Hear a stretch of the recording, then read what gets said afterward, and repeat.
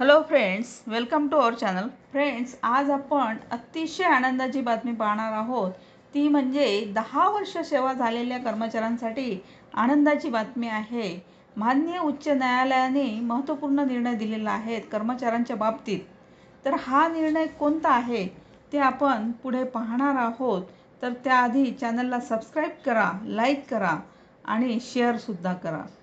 तर पाहूया कर्मचाऱ्यांच्या संदर्भात प्रशासनाकडून महत्त्वपूर्ण निर्णय कोणता आहे त्या बाबतीत आपण पाहणार आहोत.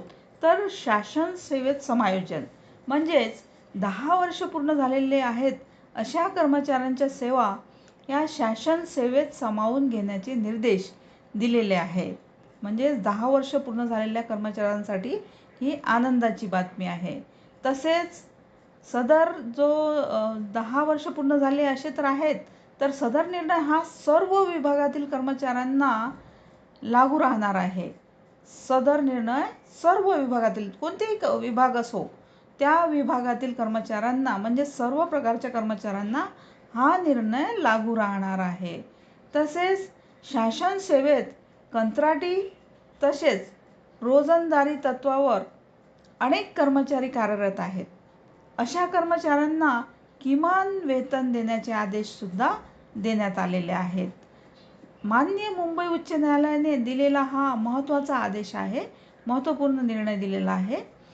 आणि तसेच कर्मचाऱ्यांना 10 वर्षानंतर कायम सेवेत राहण्याची हमी प्रदान करण्यात आलेली आहे. 10 वर्षानंतर कायम सेवेत राहण्याची हमी प्रदान करण्यात आलेली आहे.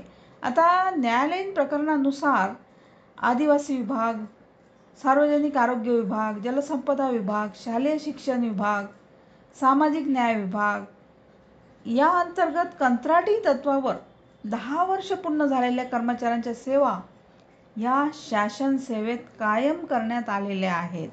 तर हा होता अतिशय महत्त्वाचा निर्णय. थँक्यू.